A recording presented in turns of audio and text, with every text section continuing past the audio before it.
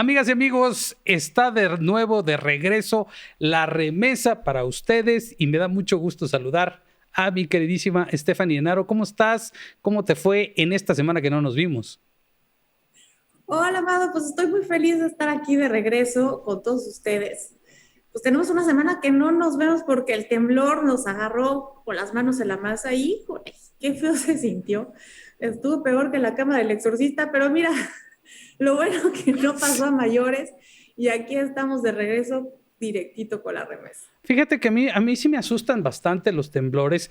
Yo soy chiapaneco, tú sabes, pero y en Chiapas tiembla bastante. Y allá no te le teníamos tanto miedo a los temblores, quizá por el asunto este de que, pues en provincia los edificios no son muy altos. Y si algo se rompe, pues serán las tejas, pero no pasa de ahí. Pero desde que yo vivo en la Ciudad de México, sí fui contagiado por el miedo a los temblores y sí me asusto bastante, no sé. Pero esta vez me asusté. Yo te diría que más de lo normal.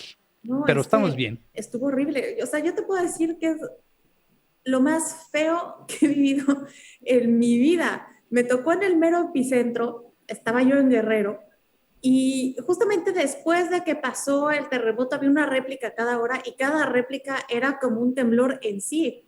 En realidad, o sea, el terremoto para los que estuvimos en el estado de Guerrero no paró hasta las 9 de la mañana del día siguiente, no dormimos, fue horrible, pero afortunadamente no tanta gente perdió la vida, aunque sí muchos perdieron sus casas, Amado, y eso es algo terrible.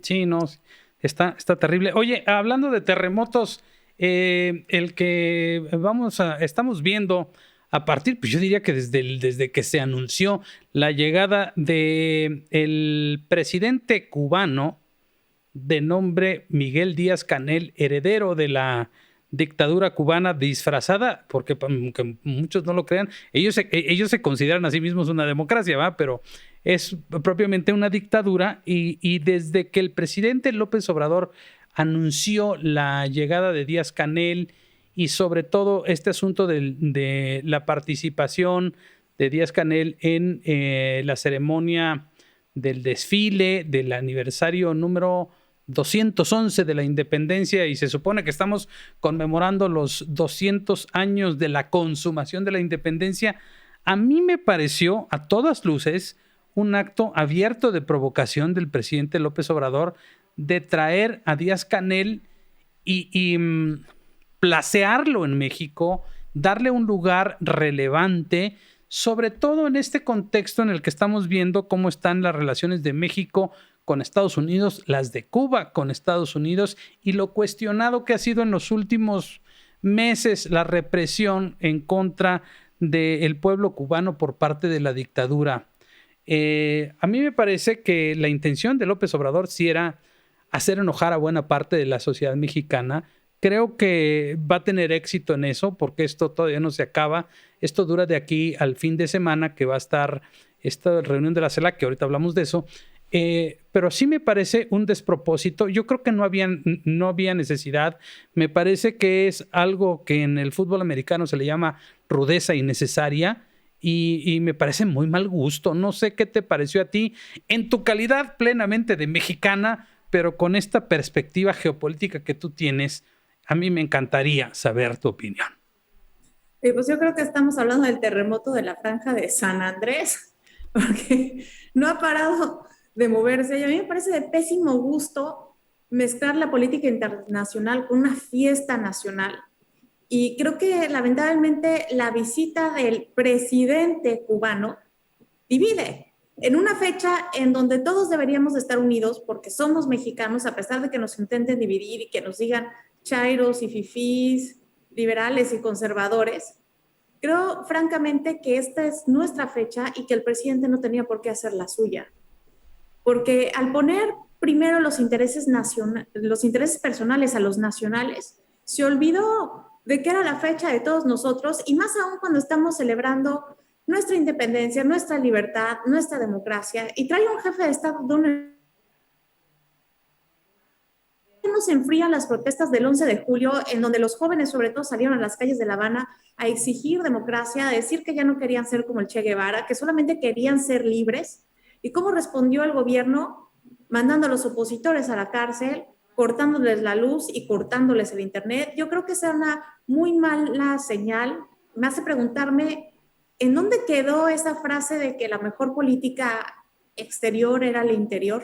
Ahora parece que la política interior ya se volvió exterior y no hay congruencia en ese aspecto. Y sobre todo ahora me hace más sentido que nunca porque en el tercer informe de gobierno se le dio las gracias a Cuba antes que Estados Unidos por la ayuda sanitaria durante la pandemia.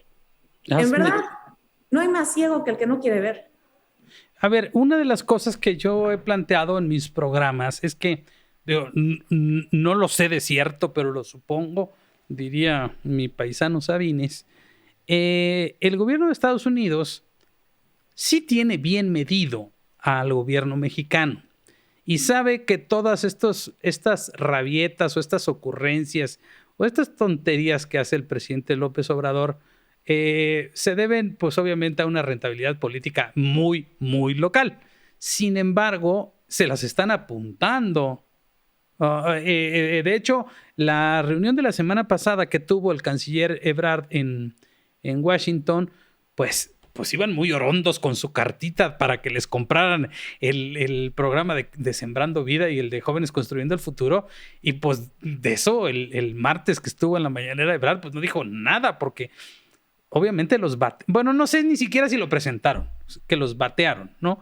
Pero esto, digamos, en este contexto, yo creo que sí se la están apuntando. Ellos no caen en el juego de López Obrador de decir, sí, esto que no. Pues, se supone que fue también Ebrard a invitar a Joe Biden para que viniera al 27 de septiembre.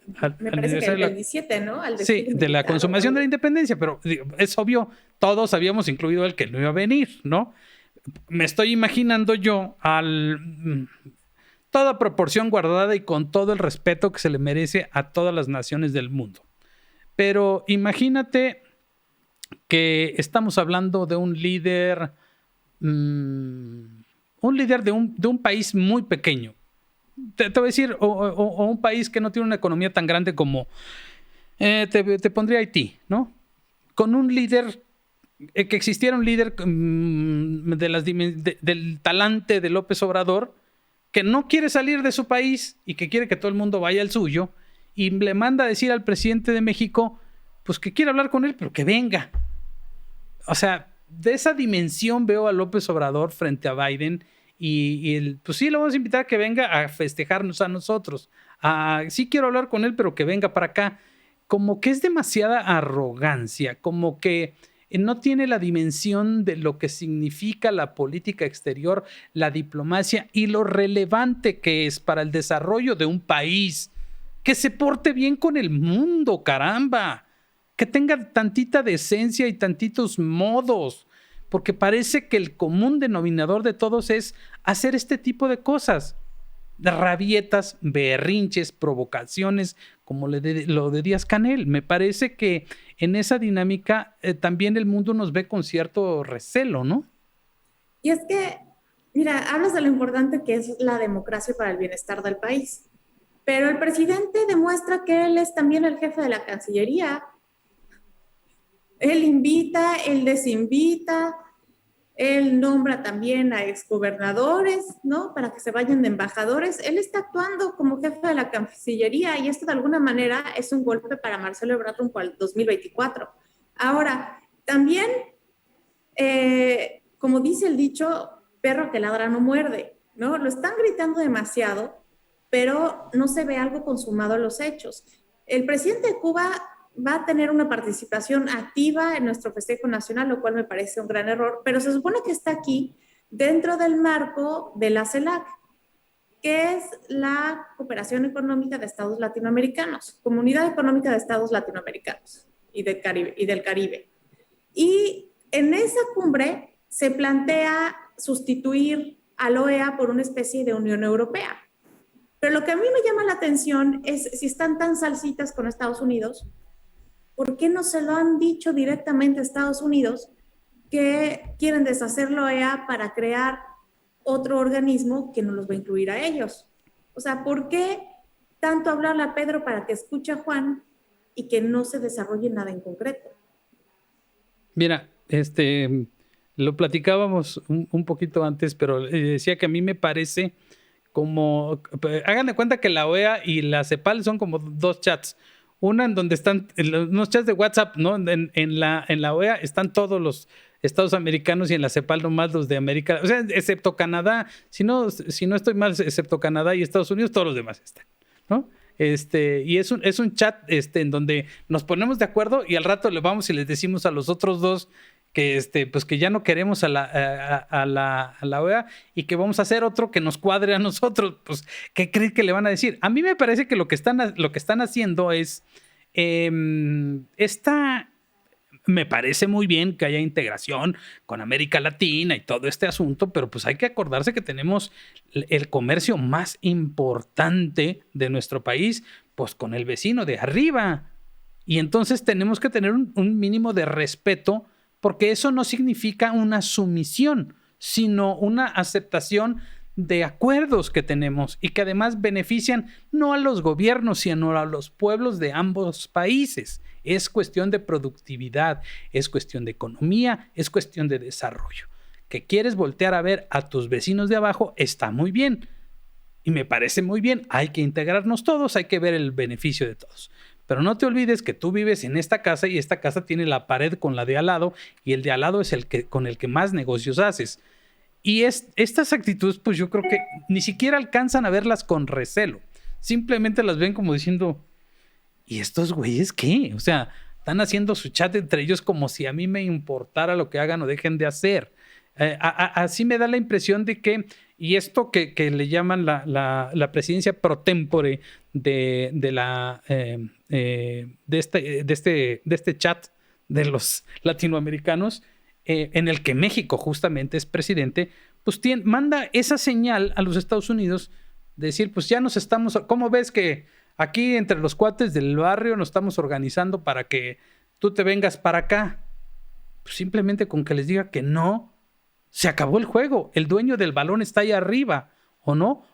¿Qué otras cosas dijo Marcelo Ebrard? Vamos a crear, fíjate, lo que me llamó mucho la atención. Vamos a rescatar esta, ¿cómo se llama?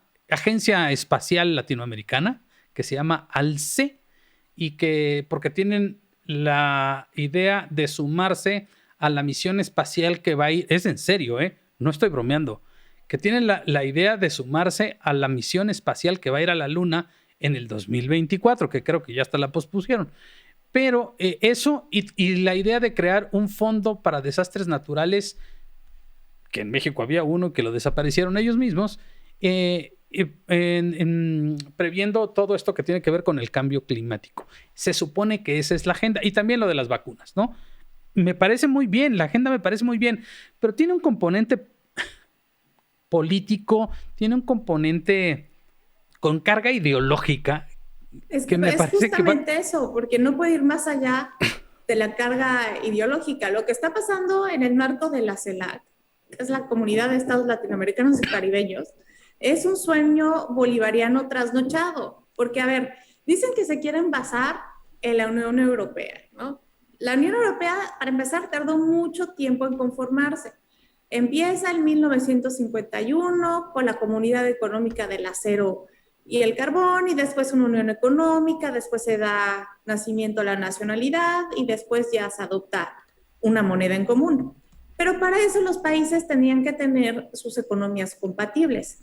Aquí el tema es que la economía de los países de América Latina y el Caribe, o sea, las cadenas productivas, no son tan compatibles porque si no, ya habría muchísimo comercio entre nosotros. No es falta de voluntad, sino es que no se complementan.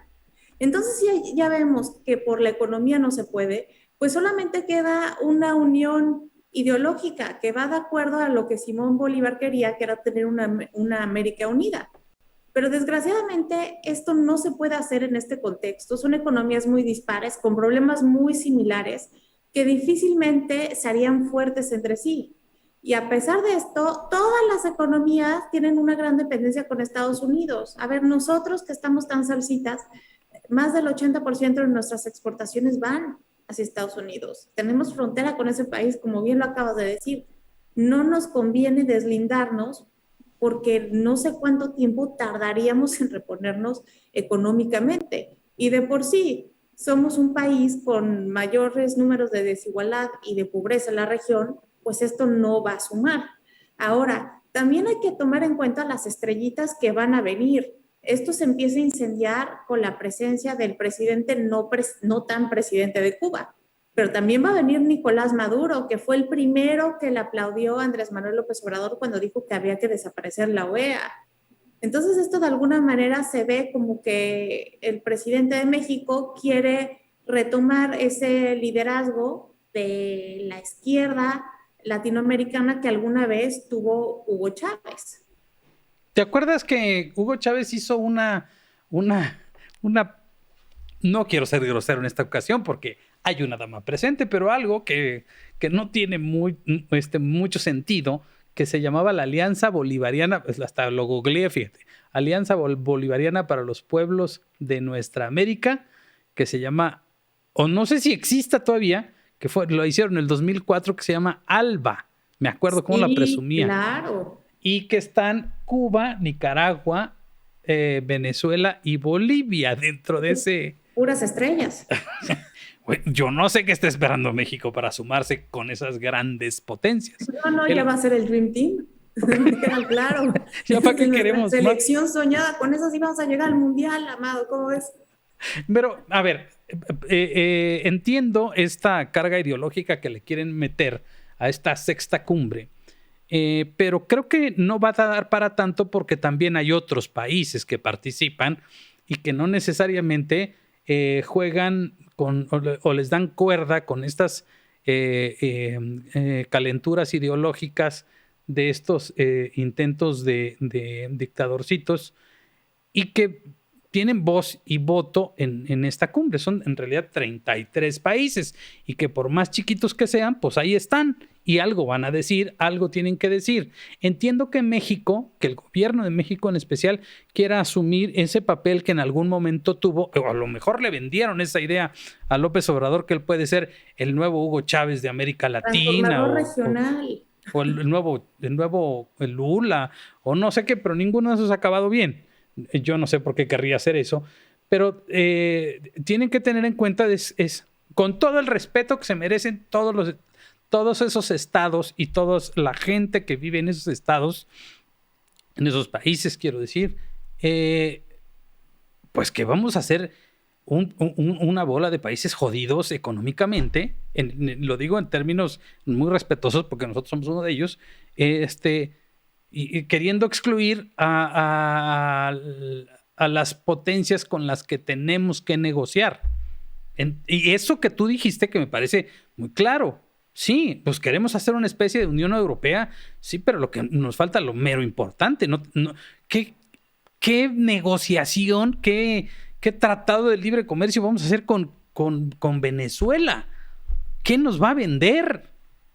O sea, ¿por qué tendríamos que gastar neuronas en pensar cómo nos vamos a unir a ellos, que lo único que nos une hoy por hoy, o nos une, o a ellos, es simplemente la carga ideológica y la idea loca de imponer una ideología caduca? Claro, y es que esto tiene mucha rentabilidad porque son nuestras fiestas patrias. El nacionalismo mexicano de alguna manera tiene un gran componente antiestadounidense y cualquier cosa que implica llevarle la contraria a Estados Unidos, pues obviamente es muy rentable, sobre todo cuando ya el banderazo para 2024 se dio. Ahora, lo que yo considero que también es un tema importante es cómo nuestra política exterior está cada vez más centralizada. El presidente anunció, por ejemplo, que va a incluir a 2 gobernadores de la oposición en su gabinete.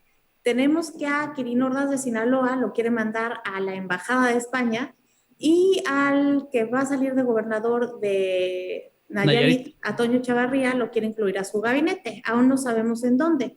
Pero francamente, este es un anuncio, por lo menos en el caso de Quirino Ordaz, que lo debió de haber hecho el canciller y que vemos que lo hace el presidente porque parece que él ocupa todos los puestos y esto obviamente pues le baja puntos a Ebrard rumbo al 2024 porque quiere decir que no lo respetan y el presidente no le dio su lugar aun cuando en mi opinión es un canciller que tiene muy buenos cuadros, está muy bien capacitado, pero vemos que su campo de acción a veces parece ser limitado. Y también que esto de alguna manera rompe la armonía dentro de la oposición, si el que alguna vez la hubo, porque se trata de estados que se perdieron ante Morena. Sinaloa, que era del PRI, lo gana Morena, y Nayarit, que era del PAN, lo gana Morena. Entonces, obviamente, Amado, este es un mensaje que tiene mucho fondo y que obviamente el presidente lo ha de estar disfrutando enormemente. Sin duda, y a mí me llama la atención en ese sentido que tú mencionas, de que pues al presidente se le ocurre algo en ese momento, lo dice y no le ha dicho a nadie antes. O sea, siquiera hubieran estado preparados. Yo me imagino a la gente de la Cancillería corriendo así. Bueno, hay que sacar un comunicado y al rato ya publican que el presidente va a nombrar. Porque además todavía le falta un mes a Quirino Ordaz para que termine. Entonces, pero además de eso, pues, además es un albazo también para el Senado. Yo creo que la actual embajadora en España pues se enteró alguien le mandó un WhatsApp, ya viste lo que dijo el presidente, pues qué nivel de grosería. Por Twitter, así igualito que como lo hacía Trump. Nombra y destituye desde que está con un micrófono enfrente, y a mí me llamó la atención un video, fíjate que casi nadie vio eso, pero me llamó mucho la atención porque yo estoy acostumbrado a ver ya la periferia de los videos. Están en la supervisión de una presa, tiene a Quirino Ordaz al lado izquierdo, al de la Conagua en la extrema izquierda, y a su derecha tiene a Rubén Rocha Moya, gobernador electo, que por cierto era el coordinador de asesores de Quirino Ordaz y que rompió con Quirino Ordaz para irse a Morena y de ahí fue nombrado candidato. Bueno, el presidente está hablando de eso y de pronto dice, pues vamos a pedir había anunciado desde antes que iba a nombrar a Quirino Ordaz en el gabinete. Se lo dijo a Sara Pablo, reportera de Radio Fórmula, cuando iba pasando así, ni se paró, pero le dijo, sí, lo vamos a invitar al gabinete, ¿no? Y entonces, ¿y a dónde lo van a mandar? Pues en ese momento, el presidente dice, pues lo vamos a mandar de embajador a España. Cuando dice eso, Rubén Rocha Moya pega un brinco y voltea a ver así como diciendo, ¿ca? Si este güey, ¿qué sabe del servicio diplomático? Yo lo conozco, fui su coordinador de asesor. O sea, leí en ese momento todo lo que dijo Rubén Rocha Moya cuando dijo, ¿what? Oye, es que sí está para pararle los pelos de punta a cualquiera. Mira, no va a llegar a una relación que está en miel sobre hojuelas. Va a llegar a una relación diplomática que está bastante complicada. Primero están todos los temas en que España le tiene que pedir perdón por todo a México, ¿no? Estamos en dimes y diretes y eso necesita una amplia gestión.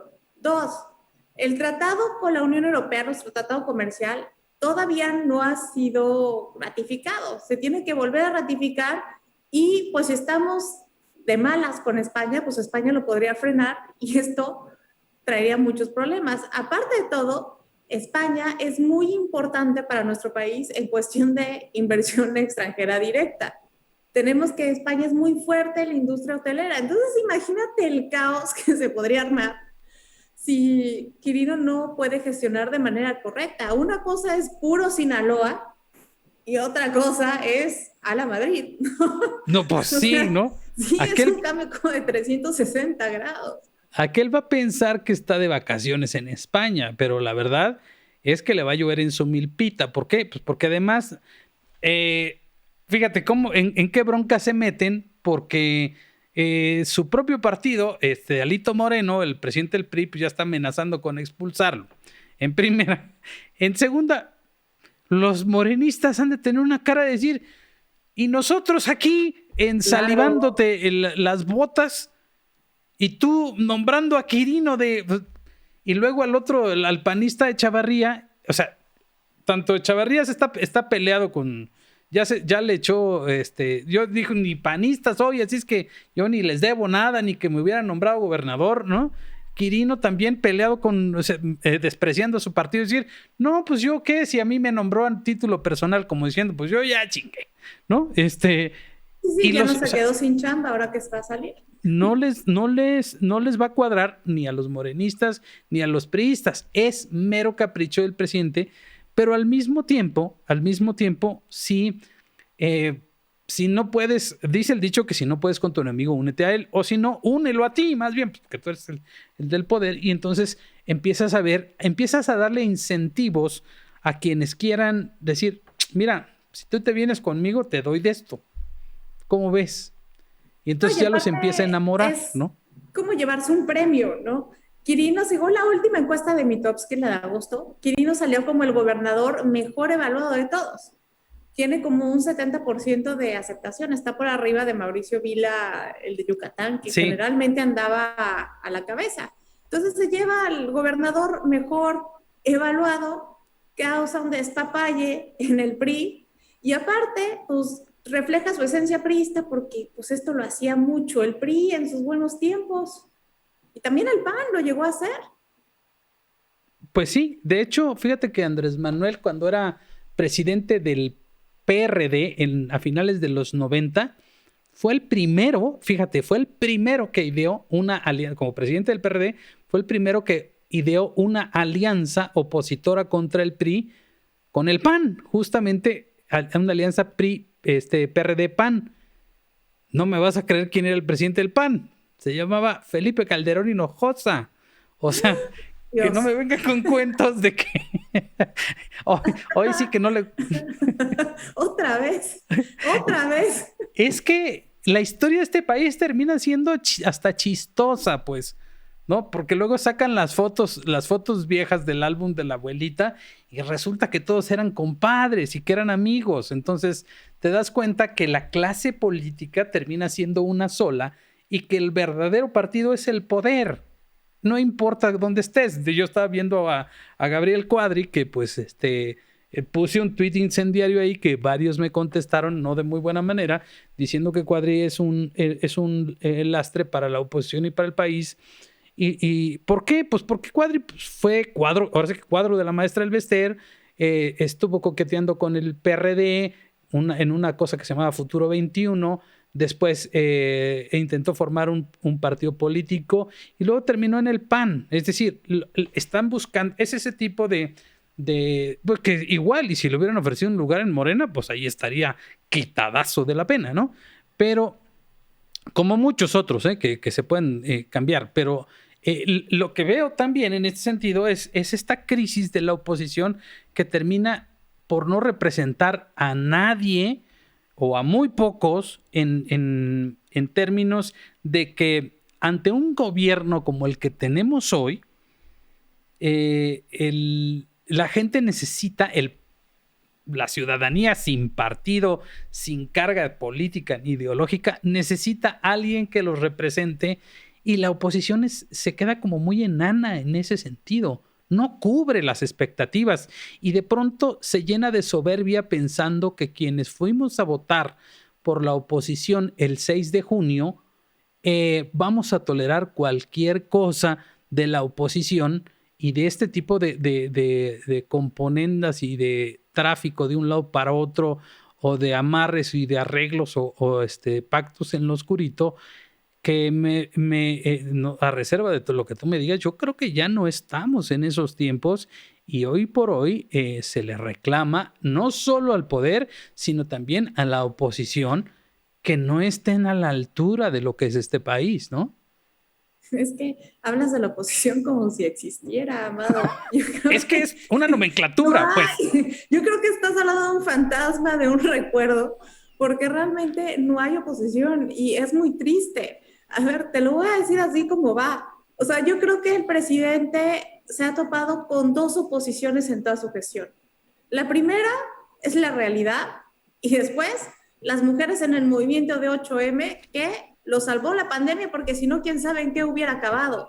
Pero es triste que tengamos que tener una oposición alternativa porque los partidos políticos no tengan la suficiente fuerza y sobre todo no hay alguien que sea ese ejemplo, alguien que tenga un valor civil en quien todos confiemos, al quien todos le quedamos y lo podamos y lo podemos seguir. No hay una figura como tal todos están desarticulados, lo que dan es de manera reactiva, no hay una agenda, no hay una acción conjunta que nos muestra que se puede cambiar de ruta. En verdad, la manera como se están comportando ahorita nos muestra que no la hay. Lo único que hacen es darle réplicas al presidente, reaccionar a lo que hace. A mí me gustaría ver que el presidente comience a reaccionar a lo que hace la oposición. Eso no ha pasado.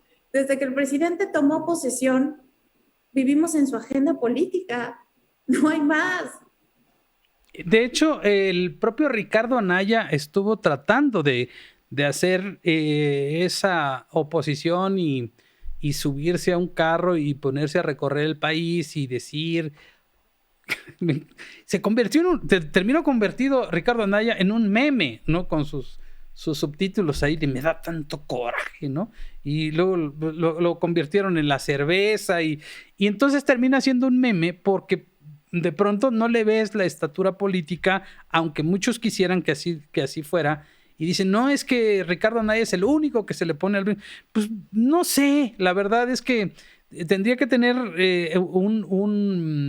una convocatoria avasalladora para decir, sí, este es el líder opositor. No lo veo ahí, lo veo muy amalgamado más bien con Marco Cortés, con Damián Cepeda, en este proceso de reelección interna del PAN. Al PRD creo que todavía existe, el PRI votando algunas iniciativas sustantivas junto con Morena, por ejemplo en la asamblea, en el Congreso de la Ciudad de México,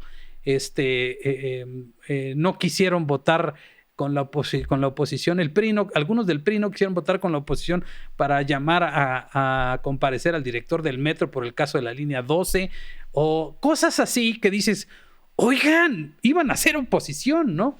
Pero también sería ingenuo de nuestra parte pensar que sí, por el simple hecho de que llegaron al Congreso ya se van a portar como oposición. Creo que lo importante es que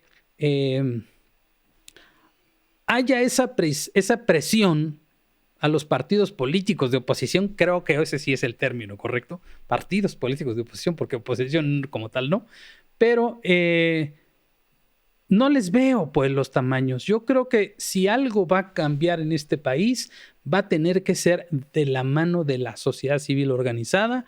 Claro. Tristemente en estos momentos tienen que ser en procesos de coyuntura, como bien mencionabas, como el caso del 8 de marzo, aquel primer 8 de marzo.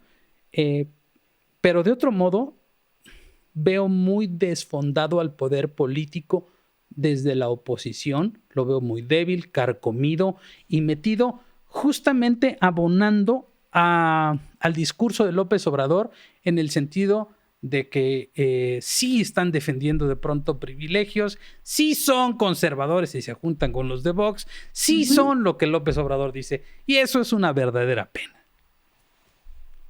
Sí, totalmente de acuerdo, y es preocupante porque, ya estamos al cuarto para las 12 rumbo al 2024 y no hay quien tenga los tamaños.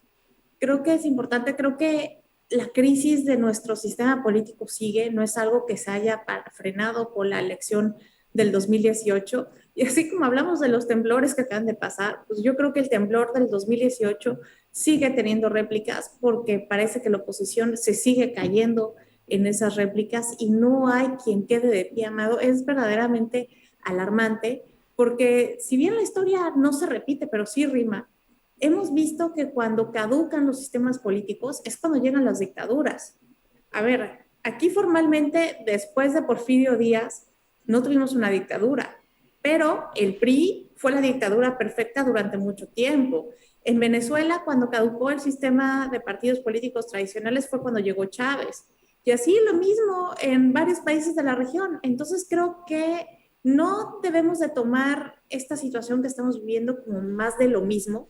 Yo creo que hay que analizarla en su contexto, porque esta vez creo que lo que está ocurriendo resuena en los cimientos propios de la democracia y eso no lo veíamos desde hace mucho tiempo, Amado, y es alarmante. Mira, lo único que sí veo positivo en todo esto es que quizá en otro escenario y en otros momentos la sociedad civil o mucha gente que no se identifica con ningún partido en especial y que padeció los gobiernos anteriores tal cual, hoy por hoy se dio cuenta que, digamos, el espectro político completo caducó. O sea, que el modelo del sistema político mexicano caducó. En realidad no le vemos para dónde. Es decir, todavía faltaba esta oportunidad de darle a la izquierda mexicana, si esta amalgama de heces fecales se le puede llamar izquierda, cubrir el espectro completo, es decir, el PRI, el PAN, el PRD o Morena, lo que sea, pues terminaron siendo hermanitos, terminaron siendo triates en sus modos, en sus formas, simplemente poniéndole colores e ideologías distintas. Para el caso, como ciudadanos, terminamos en las mismas. Entonces, en ese sentido, quizá la única parte positiva es que pues ya nos dimos cuenta de eso. Ahora el problema es que tenemos que salir de esa zona de confort y participar más y informarnos más y hacernos responsables de ser ciudadanos, de ejercer a plenitud nuestra ciudadanía, porque no va a venir ningún Santa Claus, ningún Quetzalcóatl, ningún Díaz-Canel, ni ningún Vox a salvarnos ni a rescatarnos de nada. Tristemente tenemos que rescatarnos solitos a nosotros mismos. Nadie nos va a salvar, ¿no? Es lo que implica ser responsables, y creo que acabas de tocar un punto clave, porque hay una gran diferencia entre ser ciudadanos y ser habitantes. Los habitantes todos lo somos por de facto.